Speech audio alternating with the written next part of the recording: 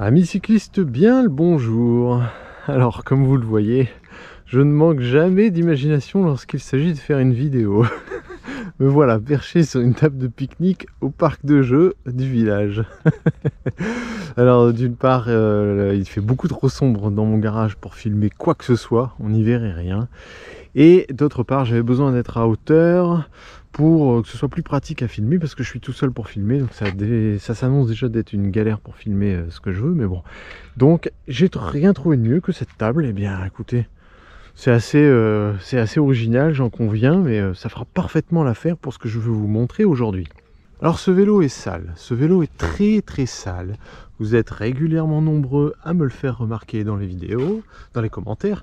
Certains en rigolent, certains sont d'accord avec moi et certains ne sont pas très sympas et me disent carrément que c'est un scandale. Alors je l'ai déjà expliqué et je vais le redire aujourd'hui, j'accorde toujours, quel que soit l'objet, que ce soit un vélo ou même autre chose dans la vie courante, j'accorde toujours plus d'importance à la fonctionnalité d'un objet qu'à son esthétique. Moi je lave jamais mon vélo parce que j'estime qu'il ne va pas rouler mieux parce qu'il sera propre. Pour être honnête avec vous, je le lave pour de vrai, hein, 3 fois dans l'année, et c'est bien souvent lorsque je suis sollicité par Origine pour un shooting photo. Alors si je ne lave pas mon vélo, en revanche ce que je nettoie très régulièrement, c'est ma transmission. Ça, on rigole pas avec ça. Autant le cadre, ça ne change rien qu'il soit sale ou propre pour rouler, autant la transmission, si vous voulez qu'elle dure et si vous voulez qu'elle soit efficace, il faut que ce soit clean. Donc ça, ce que je vais vous montrer, c'est ce que moi je fais. C'est pas spécialement ce que je préconise ou autre. Vous faites ce que vous voulez de ce que je vous montre à chaque fois. C'est vous prenez ce qui vous intéresse à chaque fois. Moi, je donne pas de conseils, hein, vous savez. Ce que je fais en revenant de chaque sortie, ou une sortie sur 2, grand max une sortie sur 3 si vraiment c'était des petites sorties d'1 heure, ce qui est assez rare, mais on sait jamais. En fait, tout dépendra de la longueur de la sortie. Si j'ai passé 2 heures sur le vélo ou 8 heures sur le vélo, ça dépendra dans quelles conditions j'ai roulé, la météo, etc. Donc la transmission, c'est très simple. Je vais faire, déjà la première chose, c'est que je vais nettoyer les galets de transmission. Aïe, tout seul c'est une tannée, hein, pour vous faire ça, mais bon, on va essayer de s'en sortir. Vous voyez, mon accessoire pour nettoyer toute la transmission, il se résume à un seul accessoire. Allez, puis un chiffon, soyons complets. Une brosse. De ce côté, il y a un côté dur. Donc, moi, je la pose contre le côté d'un galet et je le bloque et je tourne en marche arrière, comme ça. Je ne sais pas si vous voyez, mais ça permet d'enlever toute la crasse qui s'est incrustée sur la face latérale du galet. Hop. Voilà, donc ça enlève un petit peu la terre, l'agglomération de graisse, de boue, etc. Vous y faites la même chose de l'autre côté, donc vous pouvez le faire comme ça, parce que vous voyez, il y a un petit retour à mon crochet, ça fait un peu une forme de crochet. Un peu comme ça, vous le bloquez et vous le faites à l'aveugle comme ça en tournant, ou sinon, vous vous mettez de l'autre côté, hein, tout simplement. Vous vous mettez dans l'autre sens, et regardez, je vais essayer de vous montrer.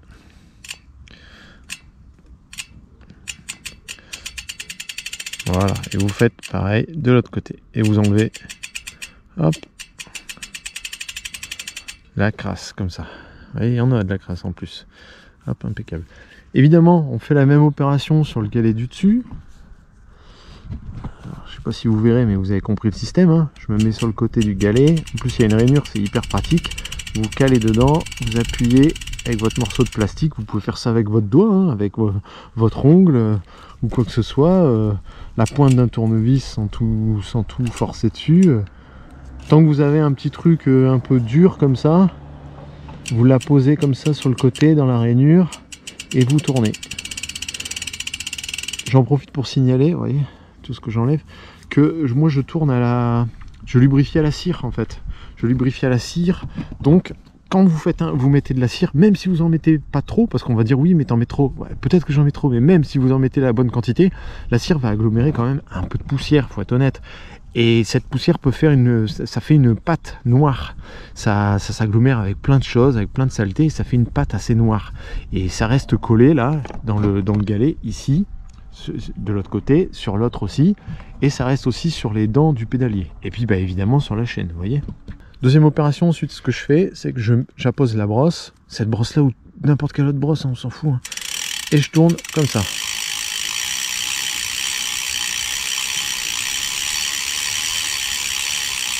Vous voyez, j'essaye d'appuyer pour que ça passe entre les maillons, hein, pourquoi pas. hop, ce côté-là, le côté plus dur, on s'en fout, peu importe.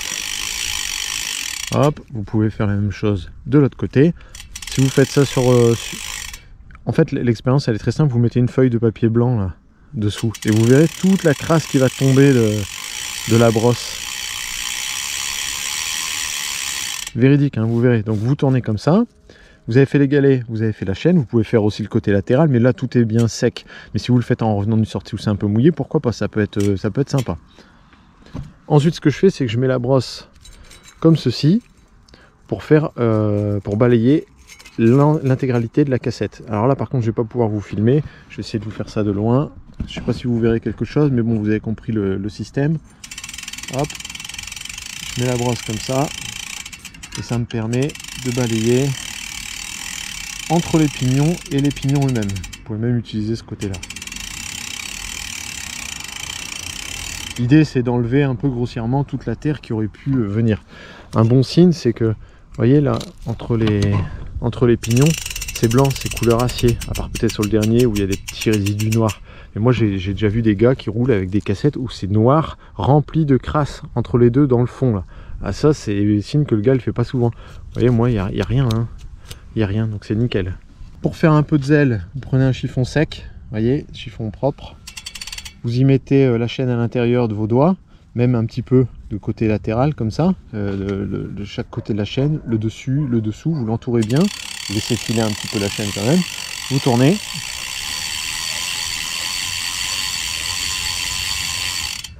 Vous voyez, et ça finit d'enlever un petit peu les résidus qu'il pouvait y avoir encore, ça continue d'en enlever un peu. Donc ça, c'est toujours bien. Vous pouvez faire exactement la même chose, vous mettez votre doigt à l'intérieur du chiffon, hop, comme ça, et vous pouvez faire exactement la même chose aussi sur les côtés du galet. Hein.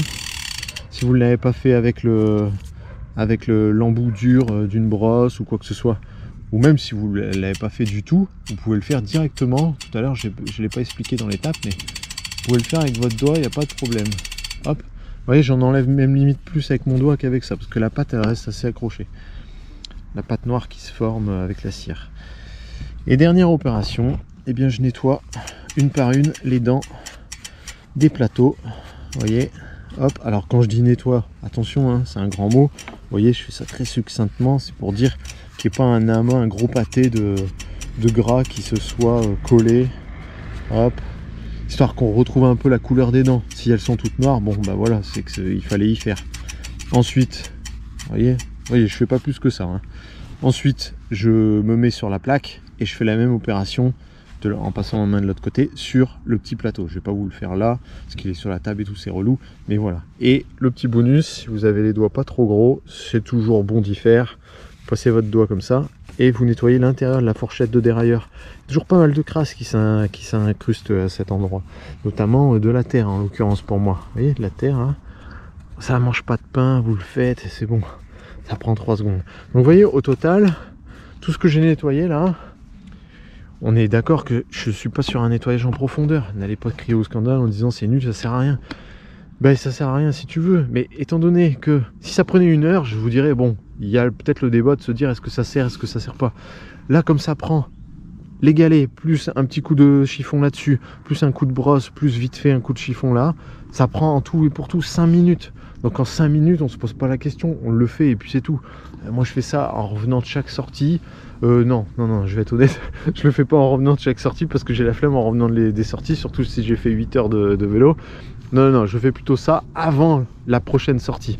Souvent, avant d'aller me changer ou de préparer mes boissons, mes bidons, mes ravitaux, je descends au garage, je nettoie un petit peu comme je viens de vous le montrer, et puis après je remonte me changer. Et même, j'ai oublié une étape importante, une fois que j'ai fait tout ça, j'y remets de la cire, hein, évidemment. Je mets mon bidon, hop, je fais un tour complet, hop, terminé, une goutte sur la chaîne à chaque maillon, et voilà. Et ensuite, je laisse sécher une bonne demi-heure, le temps d'aller me changer par exemple, pour éviter d'aller rouler tout de suite avec la cire liquide blanche dessus.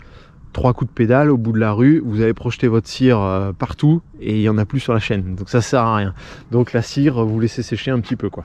Alors ceux qui sont avec du lubrifiant classique type huile, un truc bien gras, graisse même, encore pire, Bon, et bien là, c'est plus ou moins la même étape, surtout pour les galets, c'est la même chose. Vous pouvez nettoyer aussi les dents de vos plateaux, comme ça, il n'y a pas de souci. La chaîne, vous pouvez les poussiérer un petit peu, la cassette et tout ça. En revanche, pour dégraisser la chaîne, ça va être une autre paire de manches. Hein. Ça, il va pas suffire juste un petit coup de brosse et puis un chiffon.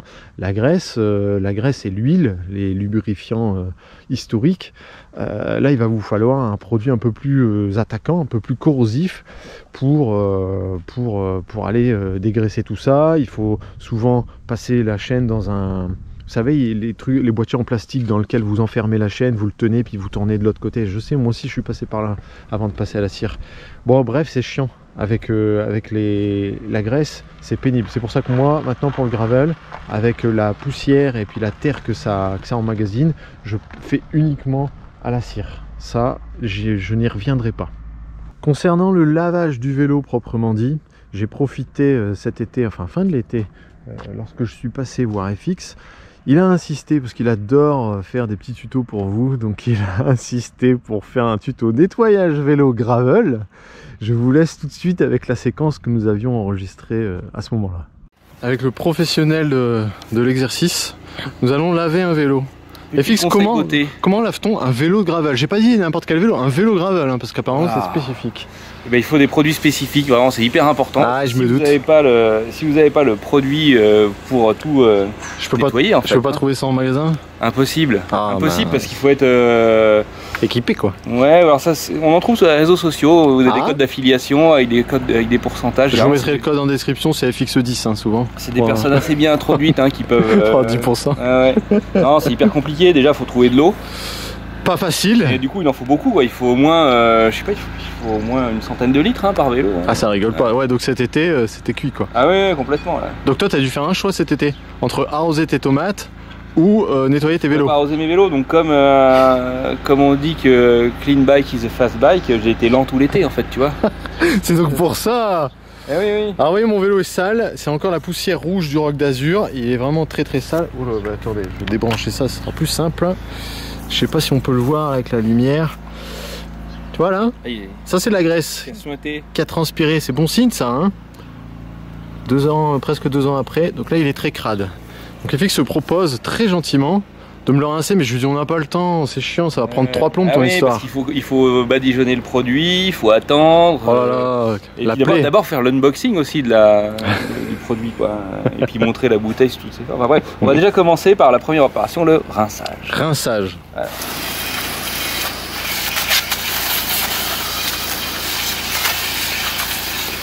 Je précise que cette vidéo n'est pas en accéléré. Voilà, ah oui, effectivement, ça prenait du temps. Aujourd'hui, cette vidéo est sponsorisée par Rennette. Parce qu'en fait, comme je lave mon vélo à côté de mes framboisiers, quand je lave mon vélo, voilà, je prends la Rennette pour que... Ce qui est assez rare en plus, ouais. Produit bio. Bah oui, et ben voilà. Voilà un mec malin. Donc on a oublié l'unboxing. Bon, la prochaine fois, je vais avec toi au champ. On pourrait passer à la caisse avec le Rennette. Oui. Ben, voilà. Pour voir appliquer ton code remise. J'ai oublié de mouiller les plombs.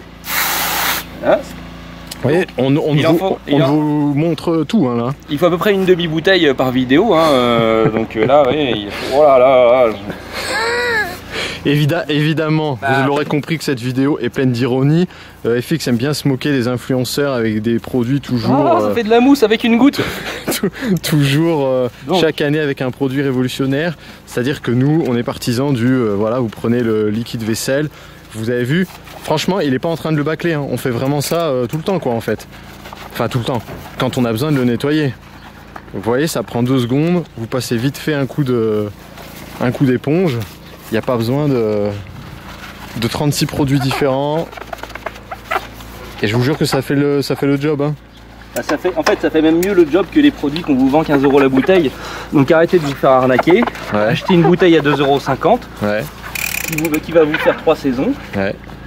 Parce que celle-là, je crois que je l'ai achetée il y a 2 ans. Voilà. Après voilà, je lave presque pas mes vélos et j'ai que... J'ai cru que tu allais dire après voilà, je fais pas souvent la vaisselle. Donc je peux faire 2 ans avec une bouteille. Bah, moi je fais pas souvent la vaisselle. Un homme honnête. Ah. Oh bah tiens. Une belle roue. qui est bien en vidéo, c'est que par rapport à une photo, c'est qu'en vidéo, on va avoir le time code et on va voir combien de temps ça va durer la vidéo, réellement. Et vous verrez que ça va pas durer longtemps. Hein. Là, j'exagère. Hein. J'en fais vraiment des caisses.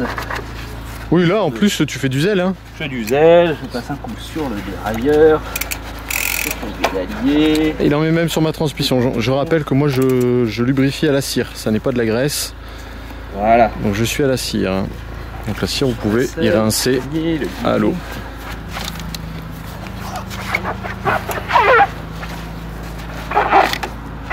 Donc, vous pouvez tout passer à l'éponge. Mais non, vaut mieux une brosse à 25 € avec un poil de soie ouais. Pilé. Ouais. Et là, il n'y a plus qu'à rincer et c'est bon, hein. Le tour est joué. Hein. On commence toujours par le haut. Évidemment.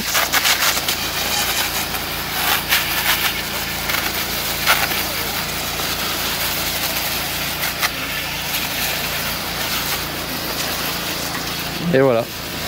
Vous voyez, c'est pas des blagues. Le vélo, ça se lave très rapidement. Sans produit particulier. Et tous les vélos se lavent de la même manière. Hein.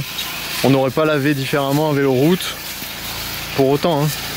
Donc, soi-disant, un vélo de gravel, une technique particulière, non. Voilà. Et voilà, c'est terminé. Retrouvez notre code promo en description. Est-ce qu'on a consommé entre 3 et 5 litres d'eau pour laver ton vélo? Je sais pas. Franchement, je sais pas du tout. Hein. Non, moins que ça parce que je consomme moins qu'avec un arrosoir pour faire ça. Donc, bien sûr, on va le laisser sécher tranquillement. Ouais. Et puis après, je passe un linge sec sur la chaîne.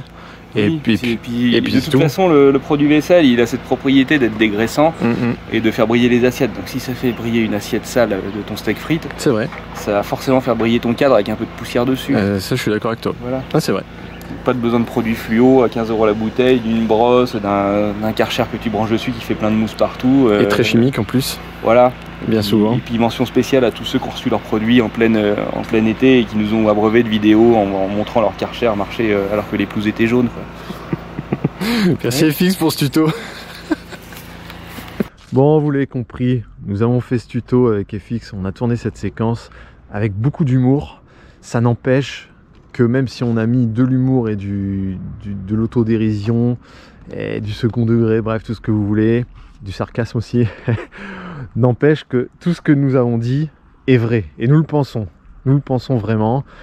Pour nous, il n'y a pas besoin de tomber dans les pièges du marketing, d'acheter des produits qui servent à rien, des brosses qui servent à rien, des Karcher, des stations de lavage de vélo qui servent à rien. FX l'a fait de la sorte, mais je lave mon vélo lorsque j'ai besoin de le laver exactement de la même manière. Donc vous voyez, ça prend 5 minutes. Ce que je vous ai montré juste avant pour la transmission, ça prend allez, 3 minutes. Remettre de la cire, ça prend 1 minute. Donc au total, vous lavez un vélo de A à Z complet en 10 minutes. Et je tiens à préciser, si vous faites les deux opérations en même temps, vous faites ce que je vous ai montré sur le nettoyage de la transmission à sec avant d'y mouiller le vélo. C'est plus simple, moi je trouve. Moi je fais toujours ça avant, lorsque je fais les grands nettoyages 3 fois dans l'année, et après je mouille l'ensemble. Et bien évidemment, après avoir fait l'opération qu'FX vous a montré, je sèche uniquement ma chaîne. Il peut arriver, si vraiment c'est l'hiver ou autre, je sèche l'intégralité du vélo, je prends un chiffon sec, hop, j'absorbe un petit peu tout l'eau, voilà, tranquille, avant de le stocker au garage, mais c'est très rare, en général je laisse sécher comme ça au soleil. Et la chaîne, en revanche, je reprends un chiffon, je remets la main autour de la chaîne et je sèche intégralement la chaîne. Si c'est l'été, 2 heures après, vous pouvez y remettre la cire. Si c'est l'hiver, attendez une bonne journée et vous repassez un essuie-tout, etc. Il faut vraiment qu'elle soit sèche à fond pour pouvoir y réapposer la cire, évidemment.